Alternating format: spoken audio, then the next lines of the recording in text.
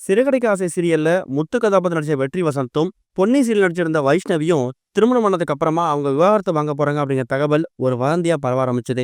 இதுக்கு இப்ப அவங்க தரப்புல 2 பேருமே விளக்கம் கொடுத்திருக்காங்க. சிறுகதைக்கு ஆசை சீரியல்ல முத்து கதாபாத்திரம் நடிச்சிருந்த வெற்றி வசந்தும், பொன்னி சீரியல் நடிச்சிட்டு இருந்த வைஷ்ணவியும் கடந்த ஒரு 8 மாசம் முன்னாடி திருமணம் பண்ணிக்கிட்டாங்க. அவங்களோட இந்த திருமண வாழ்க்கை அப்படிங்கிறது 8 மாத காலமா ரொம்ப நல்லாவே போயிட்டு இருக்கு.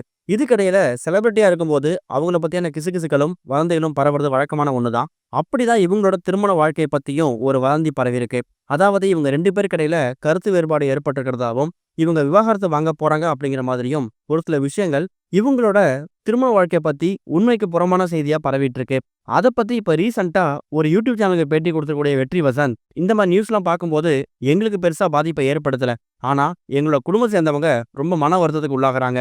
என்னோட அப்பா அம்மாவா இருக்கட்டும், வைஷ்ணவோட அம்மாவா இருக்கட்டும், இவங்க எல்லாருமே பயங்கரமா ஃபீல் பண்ண ஆரம்பிச்சுட்டாங்க.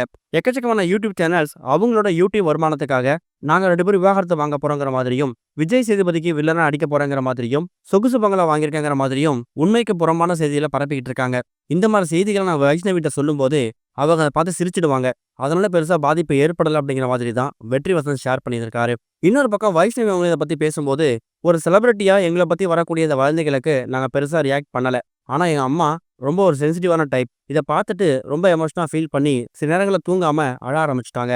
அதுக்கப்புறம் தான் சின்ன திரை வாழ்க்கையிலயோ திரை வாழ்க்கையில இருந்தா இது மாதிரி விஷயங்கள் வதந்திகள் வரதான் செய்யும். அதை நம்ம கடந்து போயிடணுங்கிற மாதிரி எங்க அம்மாவுக்கு நான் சமாதானப்படுத்திருக்கிறேன். கடந்த கொஞ்ச நாட்களுக்கு முன்னாடி என்னை வந்து உருவ கேலி பண்ணி பல விஷயங்களை மீம்ஸ் அண்ட் ட்ரோல்ஸா போட்டாங்க.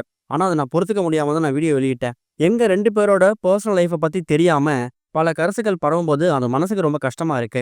நாங்க பெருசா எடுத்துக்கல. இது சாதாரணமா கடந்து போயிட்டா கூட எங்க குடும்பத்தை சேர்ந்தவங்கள அது பெருசா பாதிக்குது. உண்மையான நியூஸை போடுங்க. எங்களை பத்தி நிறைய நியூஸ் போடுங்க. ஆனா அது எதையுமே உண்மைக்கு புறம்பானதா இருக்கக்கூடாது அப்படிங்கிற மாதிரி அவங்க 2 பேரும் ஒரு வேண்டுகோளை முன் வச்சிருக்காங்க. இது மூலயமா 8 மாத திருமண வாழ்க்கையில இவங்க 2 பேருக்குள்ள விரிசல் ஏற்பட்டிருக்கு. அதனால விவாகரத்து வாங்க போறாங்க அப்படிங்கிற செய்தி முற்றிலும் வதந்தி அப்படிங்கிறத அவங்களே கன்ஃபார்ம் பண்ணியிருக்காங்க. இது ஒரு பக்கம் இருக்க, ஃபகத் ஃபாசில் நடிக்க போற ஒரு புதிய படத்தை இயக்குனர் பிரேம்குமார் இயக்க போறதா தெரிவிச்சிருக்காரு. வேல்ஸ் நிறுவனம் தயாரிக்கக்கூடிய இந்த திரைப்படத்துல விக்ரம் தான் ஆரம்பத்தில் நடிக்கதா இருந்துச்சு. ஆனா ஒரு சில காரணங்களால விக்ரம் இந்த திரைப்படத்துல இருந்து வெளில வந்துட்டாரு. இப்போ அந்த கதைக்கு விக்ரமுக்கு பதிலா வேற ஒரு ஹீரோவை சர்ச் பண்ணிட்டு இருக்கும் போதுதான் ஃபகத் ஃபாசிலோட நினைவு பிரேம்குமாருக்கு வந்திருக்குதான். இயக்குனர் பிரேம்குமார் தமிழை பரிசந்த விலகி மெகா ஹிட் திரைப்படமா அமைஞ்ச மெய்யநேரம் திரைப்படத்தை இயக்குனவர். ஃபகத் ஃபாசிலை மீட் பண்ணி பிரேம்குமார் இந்த கதையை சொன்னதுக்கு அப்புறமா ஃபகத் ஃபாசிலுக்கு அது பிடிச்சு போயிடுச்சு. உடனே ஓகே சொல்லிட்டாராம். அதுக்கான டேட்டும் கொடுத்துட்டாராம். இந்த படத்துக்கான படப்பிடிப்பு ஜனவரி 2026 ஆரம்பிக்கும் அப்படிங்கிற மாதிரியும், ஃபகத் ஃபாசில் கூட யார் யார் நடிக்க போறாங்க அப்படிங்கிற அந்த நடிகர் நடிகைகள் தேர்வு கூடிய சீக்கிரம் நடக்கும் அப்படிங்கிற மாதிரி அறிவிக்கப்பட்டிருக்குது. பிரேம்குமார் ஏற்கனவே தமிழ்ல 96 அப்புறம் மெய்யழகன்னு 2 ஹிட் படங்களை கொடுத்தவர் அப்படிங்கிறத நம்ம மறந்துடக்கூடாது. இது வரைக்கும் கனெக்டிங் டிவிக்கு சப்ஸ்கிரைப் பண்ணனா மறக்காமல் சப்ஸ்கிரைப் பண்ணிக்கங்க.